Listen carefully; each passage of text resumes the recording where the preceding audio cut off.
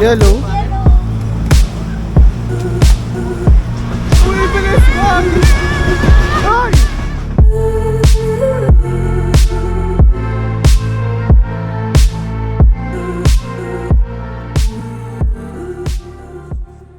Sisimulan natin ang ating istorya dito sa Riverfront Garden Resort. Papasok pa lang dito, parang nasa ibang mundo ka na. Isang simple, ngunit talaga namang nakakabighaning resort dahil nga unlike commercial resorts na masyado nang industrialized, dito feel mo pa din na nasa high-end part ka ng probinsya na para bang pinapagaling ng lugar na to ang iyong pagkatao. Sa labas naman, bago ka pa makapasok sa pinto ng kanilang mahiwagang resort, makikita mo na agad ang naglalakihang koi fish na talaga namang nagpapaswerte sa isang business katulad nito. Meron silang maglalakihang koi fish na nangangahulugang iniingatan talaga nila ang yamang tubig na meron sila. At sa kabila naman, makikita ang maliliit at papausbong pa lang na mga koi fish.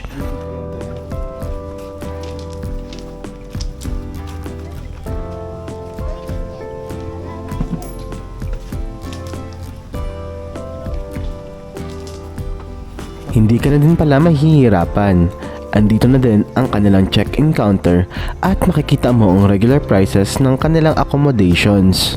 Pero, recommended ko na pumunta na lang kayo sa Facebook page at sa website nila mag-book. Dahil dun mismo, may discounted prices na makikita mo sa final booking. Kaya, mas mura pa sa nakikita nyong prices dito sa check-in counter. At this time, nakamura naman ako ng around 20% dahil sa website ako nag-book.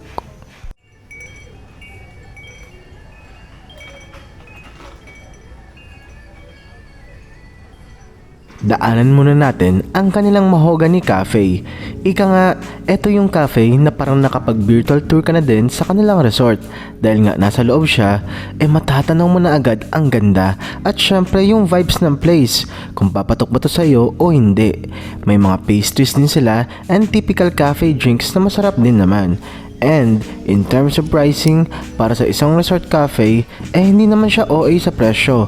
Mas mahal pa nga ang Starbucks Pero, in a way, kung ano man ang bilhin mo dito, sulit na dahil nga napaka-magical ng place at hindi din gaanong maingay dito dahil nga mas kaunti ang tao dahil na din siguro sa location na medyo malayo nga naman talaga.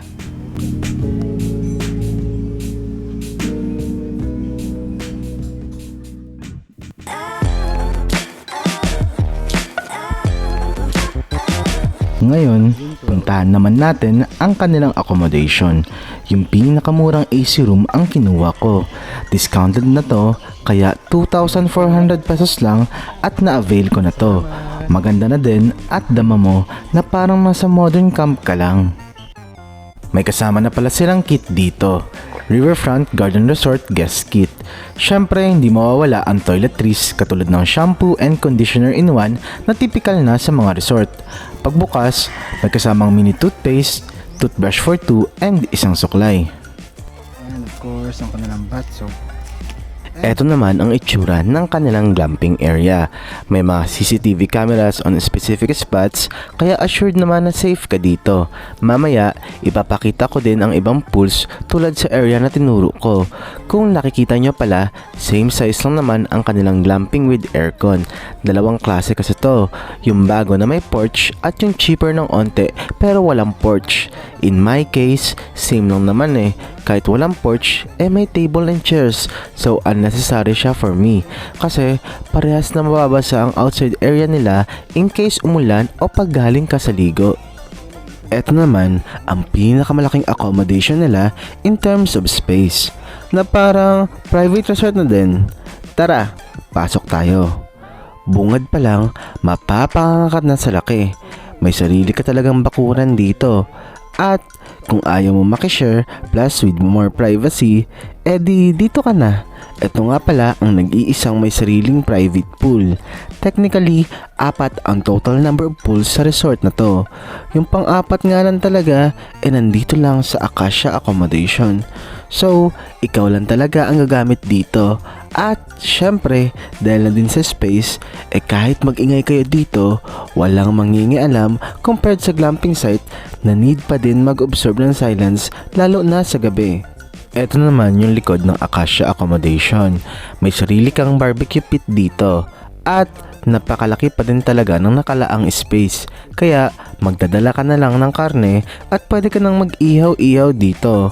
Part na siya ng accommodation, so ibang level talaga to kumpara sa ibang offers. In terms of safety naman, may bakod na talagang feel mo na safe ka pa din. At wala kang maaabalang ibang tao dito. So party-party na lang. May heater pa nga, nakita na agad sa labas. Ang alam ko, may sariling fridge din to. Kaya eto yung pinaka-kompletong accommodation sa resort na to. Para sa akin lang ha, mukha talaga siyang dojo in a positive way. Ito pa rin yung restrooms nila. Dito, yan.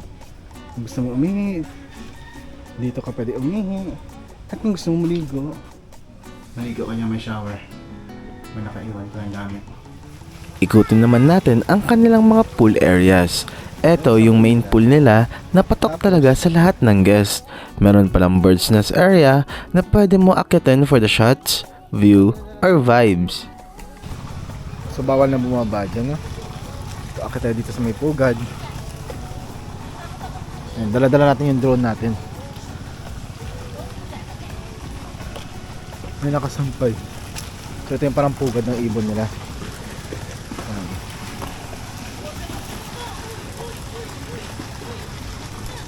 From the top, This one is their kiddie pool area. Malimit gamitin, kaya pwede na din pagtambayan. In fairness ha, hindi masyadong matao sa resort na to. At nung naligo ako, hindi naman ako nangate. Puntahan naman natin ang medium size pool nila na halos walang naliligo. Perfect to if want mo mag-video or magmuni-muni dahil for some reason, walang masyado naliligo dito. Maganda din ang peaceful vibes niya at hindi nakakasawa. so eto yung pinakamalalim na pool nila. I know. Wait, bigyan ko lang.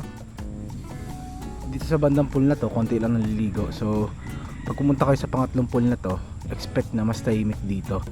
So kung talagang gusto nyo mapapag-isa, mag-swimming kayo ng konti, kayo lang, then punta kayo dito sa pool nila, sa may likod na area. So ito yung pinaka-perfect na spot for me, kasi wala kang kaagaw. Next after the pool, ay ang kanilang restaurant. Yan. Paskong Pasko na.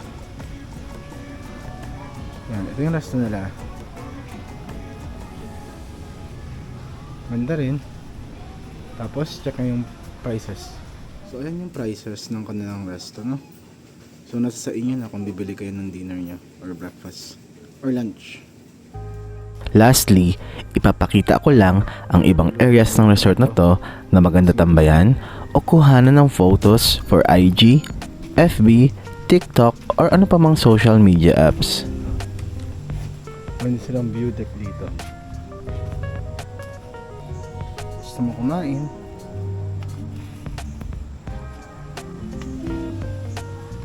Yan, ganda. Legit, ang ganda niya.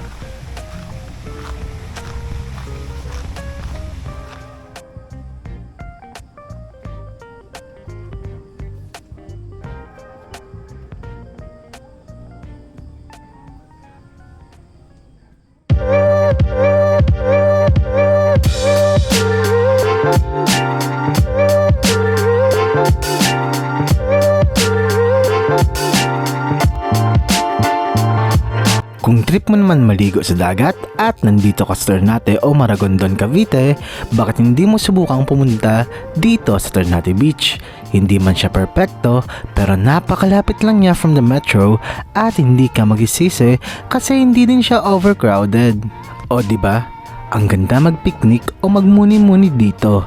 Hindi din siya mabigat sa bulsa lalo na kung day tour ka lang. Saka kung iniisip mo pala kung bakit brown ang kulay ng karagatan dito, ito ay dahil sa bagyo nung oras na nag-shoot ako ng video. Kapag wala namang bagyo, mawawala din ang muddy color ng tubig dito. Kaya mahalaga din pumili ng good season. In terms of pricing pala sa accommodation dito, tingnan nyo na lang sa screen. Isa lang pala ito sa mga resort sa area na to. May iba pa at may sarili pa silang pool. Ikaw na lang talaga ang pipili kung saan ang swak sa budget mo at kung saan yung tingin mo na mas worth it based sa gagastusin mo. Sumilip lang tayo saglit sa isa sa accommodations nila, ang kanilang fun room na nakapangalan sa iba't ibang lugar sa Pilipinas.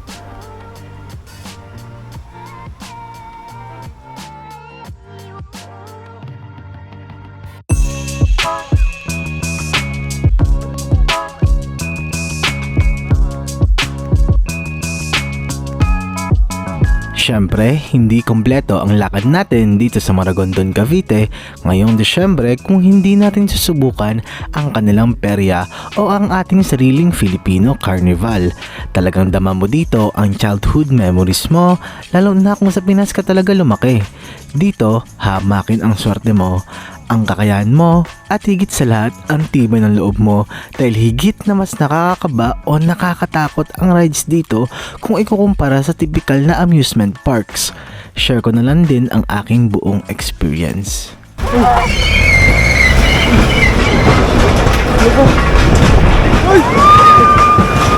Mabilis pala to! Ay! Uy, bilis! Gagi! Ay! Ang bilis! Woo!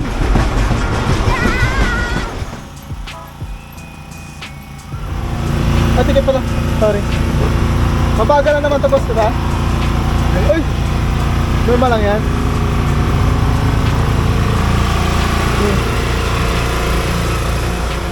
Natakot to.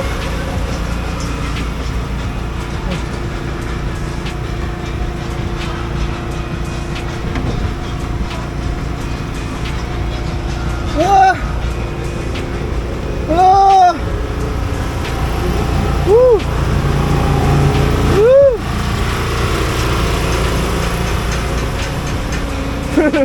Grabe!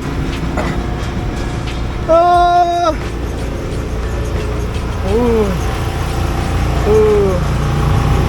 Medyo nakakatakot sa una, no? Yan. Pangatlong ikot ko. Parang ang bilis. Op! Okay na!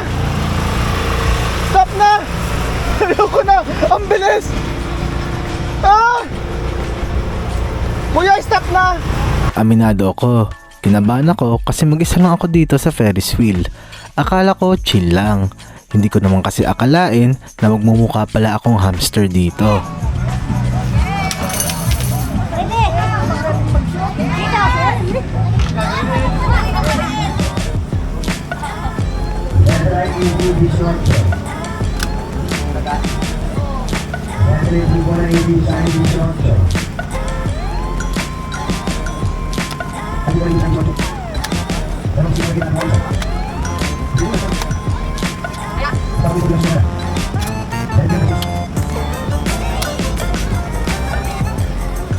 Si Stitch. Water Peter King.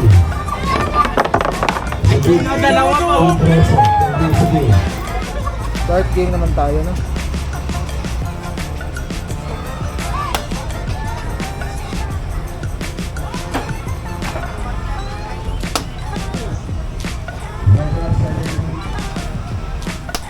Thank you. Ice biscuits. Candy. Lastly, bago matapos ang gala natin dito sa Maragondon, syempre hindi mawawala ang street foods nating mga Pilipino. Hotgo. And of course, titikim din tayo ng resto food sa tabi ng kalsada at ang aking sinubukan ay ang Viewpoint Restaurant. Medyo may kamahalan ng onte pero napakarami ng serving size at talaga namang masarap. Plus napakaganda pa ng kanilang pailaw sa gabi. So ayan lang muna. Samahan niyo ulit ako sa mga susunod kong content. Sana lumaki din tong channel ko, slowly but surely. Subscribe ka pag nagustuhan mo ang content ko ha. See you on our next trip. Bye!